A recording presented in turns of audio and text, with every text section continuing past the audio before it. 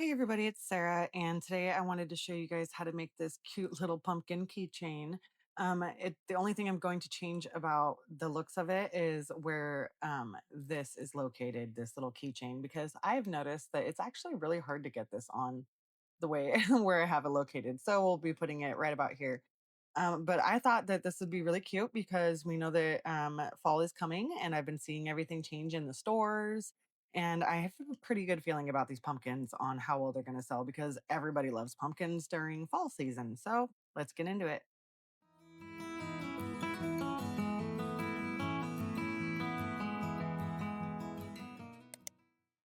Okay, so I recently got a new hook, and this is a 4.5 millimeter crochet hook. So this is what I'll be using today. I will be using a clasp, so grab any kind of clasp that you have. This is the one I'm using. I don't end up putting the extra little ring on there. I feel like it's way more secure when it's just this. A pair of scissors, darning needle. You're going to need some fiber fill, and of course some yarn. So I use a 4-ply worsted weight yarn for the orange. You're not going to need too much. You're going to need even less of brown. So I do use any brown color you want. I have been using it just for the stem a little bit, so really not even a lot of that. So I start off with a magic ring,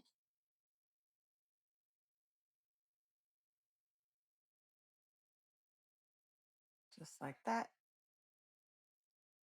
And then I go ahead and chain one always to get the length. And I'm going to start off with a single crochet of 8 into this magic ring. Go ahead and pull that tight. Make sure you have 8. Okay. And I am not working in rounds. I do work in the spiral, and trust me, it's not going to matter. You're not going to be able to see the seam.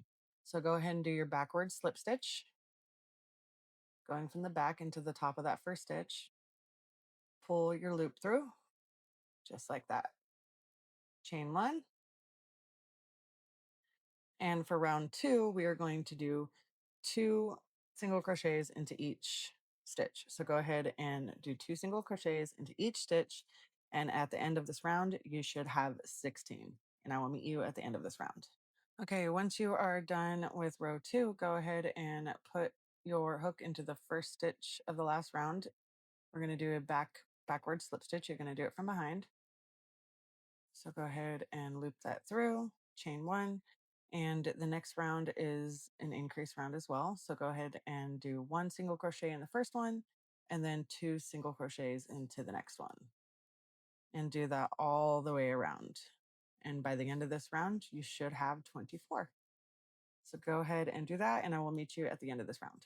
Okay, so once you have reached the end of round 3, go ahead and do your backwards slip stitch like normal. And round 4 is where we're going to be putting the keychain. So go ahead and chain one. And this is also just going to be one entire round of single crochets. So go ahead and wherever you decide to put your keychain in, I would just put it in about 2 stitches at least. So what I will do right here is I'm just going to put it right there, pretend like it's an extension of the stitch, and just crochet right through it. So there's one, and I'm going to go into the next stitch and do 2, just like that. So go ahead and continue this round with 1 single crochet into each stitch around, and I will meet you at the end of row 4. Okay, once you reach the end of row 4, go ahead and do your backwards slip stitch like normal.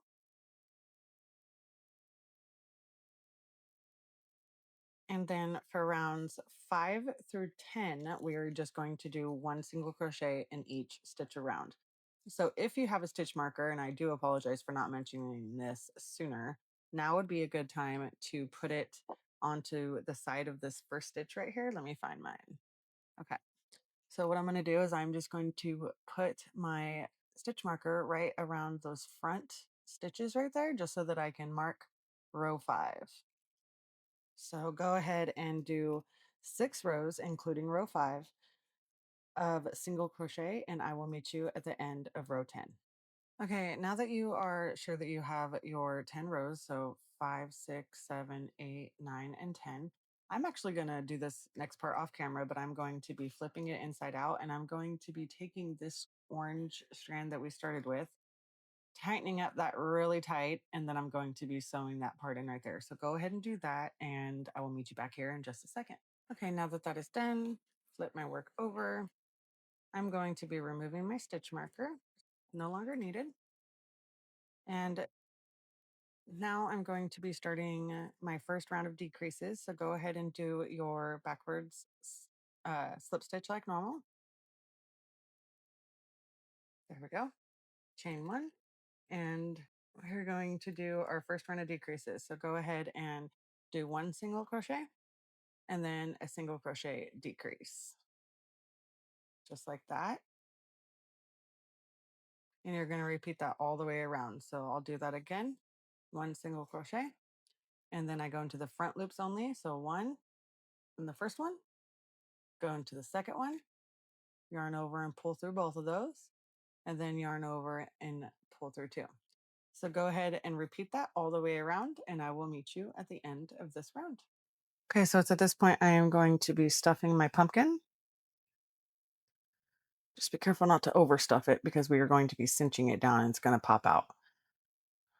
But don't understuff it either. Okay, so I'm going to do it about there, and then we're going to do one more round of closing. So go ahead and do your backward slip stitch like normal. At this point, a frontward slip stitch wouldn't even matter. So do whatever you feel like doing. Chain one, and then go ahead and do a decrease into every stitch around.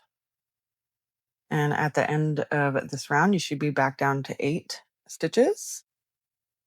And I will meet you at the end of this round. Okay, and at the end of that round, go ahead and do a slip stitch. I'm just going to do a normal one because this is the bottom, so it's not going to matter. So just do a slip stitch like normal into the next stitch, chain one. And before you cut it, you're going to leave a long tail, okay? Because we're going to need this. So go ahead and give that a snip. Pull that through. And go ahead and sew the top of your pumpkin closed. So I'm just going to go into the front loops right here, and I'm going to go up and then down. I'm going to do that all the way around. And it's kind of a pain just because of how long the thing is, but it's not too bad. So just go ahead and do that. Go through the last two right there, and I go back into that first stitch a little bit. Okay, go ahead and pull that. There we go. Give that a little tie. I always tie this off right there, going through a stitch. And then go through that loop right there and give it a knot. Okay, now that that is nice and secure, and we have a nice little pumpkin, we are going to be bringing this string back up to the front and going into the center hole right here. And so a good place to start is if you see your seam, go ahead and use that. And if we cinch it right there, no one's going to see it. So go ahead and take your yarn that's on the needle and poke it through the top right there, going right back out to the bottom. Try to keep it to the center, as center as you can. So go ahead and pull that. And now our string is right here, and we're going to pull that nice and tight. See how that cinched it up? And we're going to go ahead and go around the same spot. We're going to do that one more time. So go ahead and put your yarn, your needle through that center hole and try to come out through the center. It doesn't matter if it comes out the same exact spot. It's not that big of a deal. Just keep your string at that same spot again, right there. Pull it nice and tight. There we go. All right, now we're just going to move slightly over to the side and do it right there.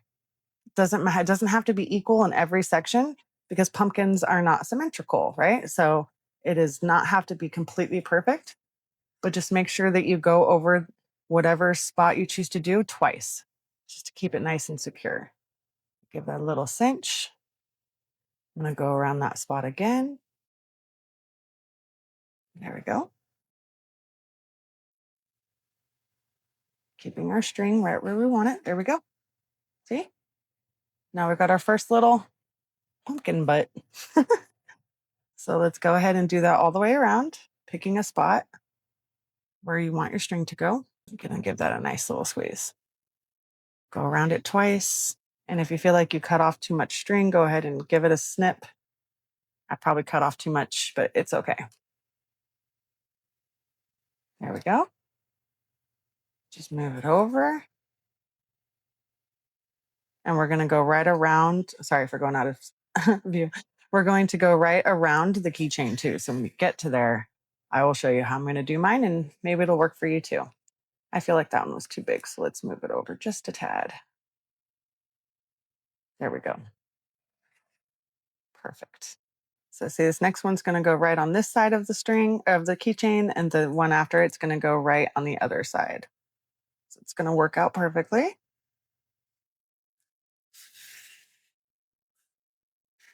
Nice little cinch. Nice. One more. There we go. It's going to go right there. Perfect. Look at that cute little pumpkin. Now all it needs is a stem. So go ahead and tie this onto the bottom. You're going to go through a couple stitches, go around. Perfect. There we go. And just go through it, pop up anywhere you like. Give that a little snip. Okay, now let's get to work on our stem. Okay, so I'm going to leave this much of the brown yarn on the tail right there, and I'm going to take my hook, wrap it around the yarn. I'm going to chain one and chain two to get my slip knot. That's how I personally do it. And now for the stem, I'm just going to chain six. One, two, three, four, five, and six. And as you can see, these are pretty tight chains. I don't make this loose. And now I'm going to make sure that the second half of this is about the same length as that, somewhere like that. We'll see. And I'm just going to pull this through. Okay, so now we should have this. A chain of five in the middle of two strings. Now what I'm going to do is this is the string that was at the top. And I'm going to put it through my darning needle and making sure that I don't do this next part too tightly because you don't want the stem all nice and scrunched. I'm going to be going through the chain back and forth. So I'm just going to go through this right here. There we go. There we go. Go through the back. See? Then I'm going to come up through the next chain.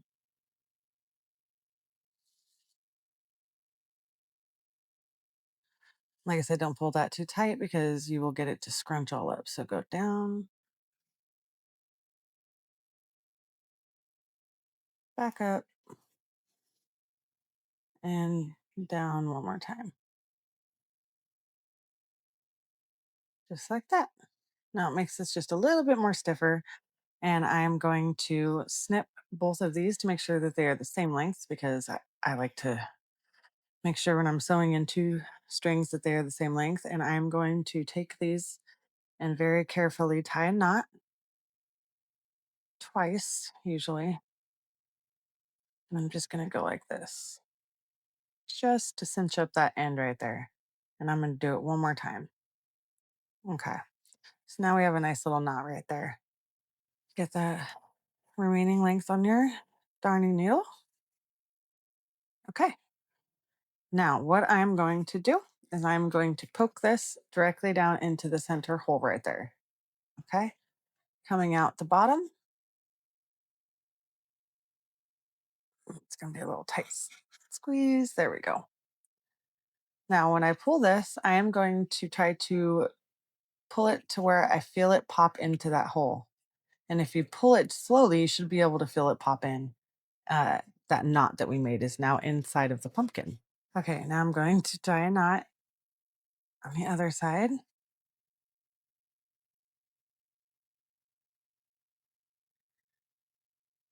And sew in my end. And it is kind of hard to see where he came out right here, but that's why I feel like it's gonna be way more secure even if you don't go into the same exact place, because it's pretty tight down in there. I don't know if yours is the same as mine, but it's really tight. Okay. See? And that is totally fine with me. Give this a little snip,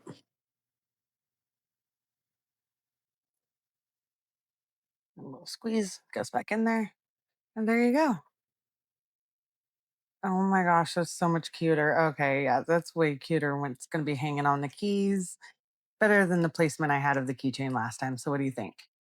I hope you guys really enjoyed this tutorial. This was so fun to make. Honestly, I'm kind of addicted to making these. I have like 5 of them, but I'm gonna have to redo them, I think, just because of where the chain is or the keychain is. I might just give these ones away to my friends as, mess ups, prototypes, whatever. But I definitely think that the keychain placement right here is so much more cuter. I love it. That way you can actually see the stem. I really love this. I hope you guys enjoyed this tutorial. Please like and subscribe. It does help me here on YouTube. I'm trying to make it out there. So I will see you guys next time. Bye.